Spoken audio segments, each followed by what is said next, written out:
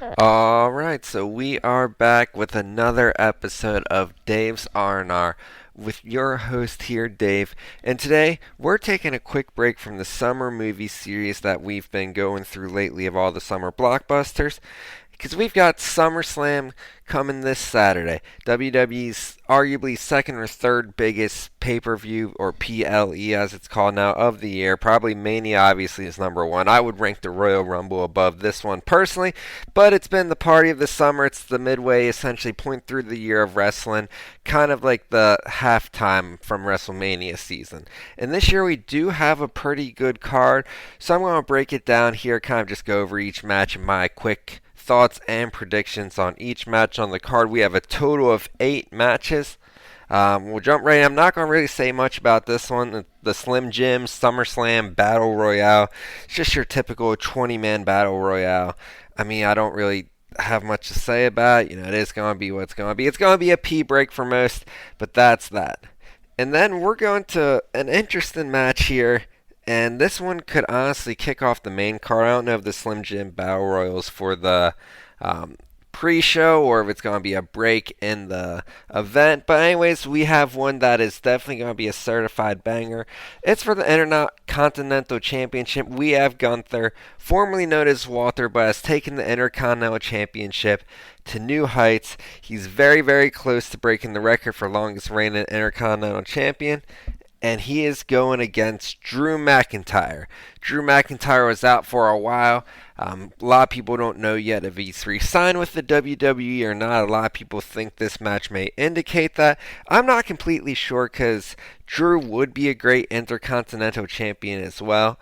And I do think he would add some prestige to the title as well. He's a big enough name to dethrone Gunther, so that Gunther can maybe eventually move on to a bigger title picture. But right now, my prediction for this one is going to be Gunther winning it. I do hope he breaks the record. It's not every day you get Intercontinental Champion to this point, to this length of a reign. So I'm predicting Gunther's going to retain here. I do think Drew's going to eventually re-sign with the WWE, if he hasn't already. I haven't really seen any news on it. But we do know one thing's for sure. The winner might be up in the air, but this match is going to be a certified banger. It's going to be an awesome match. They're both two hard-hitting dudes, so I'm really looking forward to Gunther versus Drew McIntyre.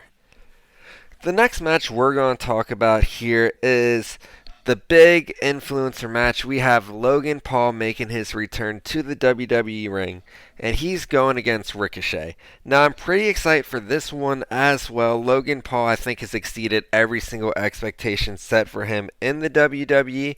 I think everyone kind of expected him to be so-so, and he's put on phenomenal matches. Granted, he's been against phenomenal workers, but he's definitely of the upper echelon, if not the best in-ring performer from a celebrity we have ever seen. He's got great athletic ability, and who better to put him against than Ricochet, who is just about as athletic as anybody in the WWE. I think they're going to put on a fun, high-flying match as well. It's going to have a lot of cool spots in it. It's going to be one that I don't know if it's going to be on the shorter end. I could see it kind of being a little one of the shorter ones on the card based off the other matches we have here.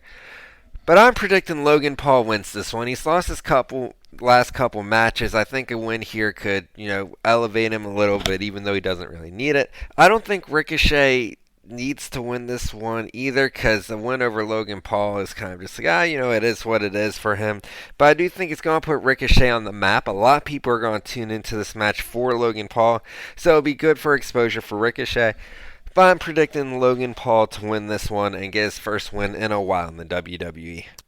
And next we're going to go into probably the match on the card most people are the least excited for, and I think it's by a good mile there. We have Ronda Rousey versus Shayna Baszler in a assumed to be MMA rules match. It's going to be a little different. They were both former MMA fighters, so they're going to kind of switch it up here. Now, the big rumor going around, and it seems like, Rousey's contract is coming to an end, and her one last request was to put over Shayna Baszler on her way out. Ronda Rousey's return has been everything less than spectacular. She hasn't really put on a show. Her promo work never improved. Her in-ring ability seemed to decline from when she first started. I remember years ago when she first came in off her big UFC run and everyone was so hyped and she was put on solid matches, but it's just been very disappointing this time around. So I don't know how much this match is going to elevate Shayna Baszler. I guess it's a thank you to Ronda for putting eyes on the product, for having a big run in the beginning. But this match I just see being, kind of on the shorter end as well. It's sad. It's going to be really disappointing. I think there's a few other women's matches that deserve to be on the card more. Specifically, Becky Lynch versus Trish Stratus, and Rhea Ripley's not even getting a title match on the card. So I'm just kind of disappointed. I see why they're doing it because of Rousey still has a little bit of a name left. But I just feel like this match isn't as deserving of the SummerSlam card, the big card of the summer, than those two other matches. So obviously I predict Shayna Baszler is going to win this one. Rousey's going to put her over on her way out the door. And the next match we're going into is Cody Rhodes versus Brock Lesnar. This is the third one here. We had Cody Rhodes win one, we had Brock Lesnar win one. So this is the trilogy fight to decide who's the better one in the series. I'm just happy Cody Rhodes didn't go 3-0 like he did against Seth Rollins. I kind of thought that was ridiculous, but that's a story for another day. This match, a lot of people thought the rumor was it was going to have a stipulation added to it, but it never did. So it's just a regular old match here. The only question is, are we going to get some sort of shenanigan return? Is there going to be some sort of return in this one that people don't expect? If that does happen, I see it going towards Brock Lesnar. If there's no shenanigan return or a storyline to set up Cody going forward, I think Cody's going to win this one. I mean, he is the one that eventually made the throne Roman Reigns, unless Jey Uso does it, but we're going to talk about that later on. But if we have shenanigans, it's going to be Brock Lesnar. If we get a clean finish, it's going to be Cody Rhodes. Lock that in. And the next match we're going to talk about here, it's the second women's match on the card, the second and final one. It is a triple threat match for the WWE Women's title. It is between Asuka, Charlotte Flair, and Bianca Belair.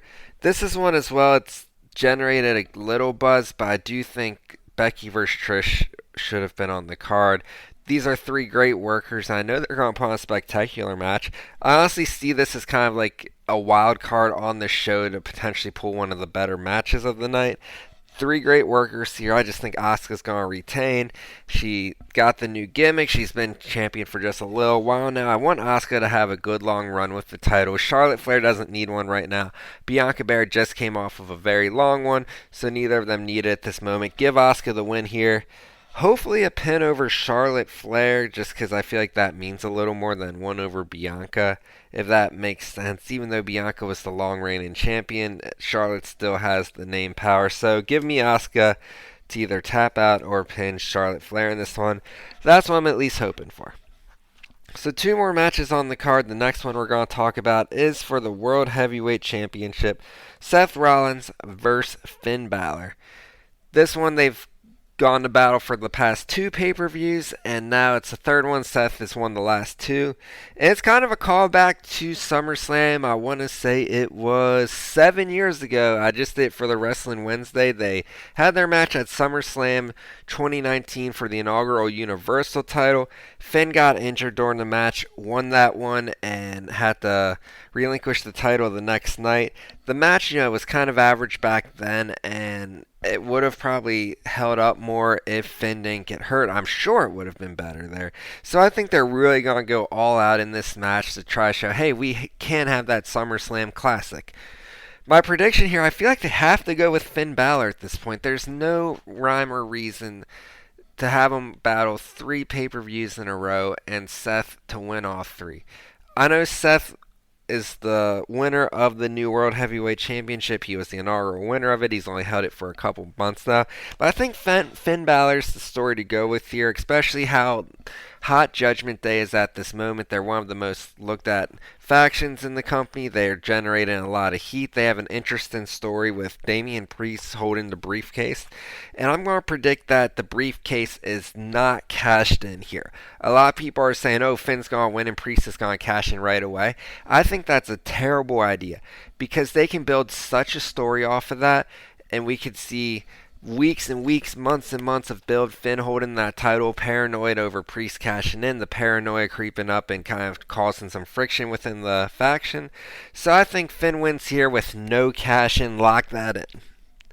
And the final match of the night, we're going to talk about our main event for the undisputed WWE Championship and recognition of Tribal Chief. Roman Reigns versus Jey Uso in a tribal combat match.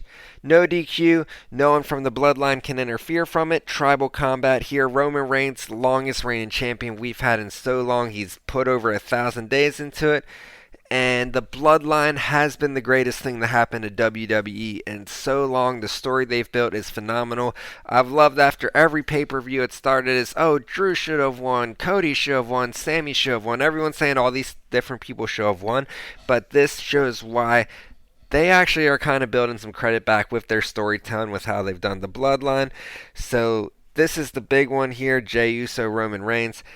I think Roman retains here. As cool as it would be to see Jey Uso win this and see where they go with that, I just think they're going to have Roman hold it on a little longer. WrestleMania 40 seems like a pretty predictable time for it to drop. So I think we're going to get Roman with the win here, and what I'm sure will be a storybook match. And that's all we have for the SummerSlam preview podcast here. A little quick one for you. The card looks great. Give or take the Battle Royale and the MMA rules match. I think we're in for a really good card. It should be a fun one. Everybody tune in Saturday night to SummerSlam. Thanks for listening and have a great weekend.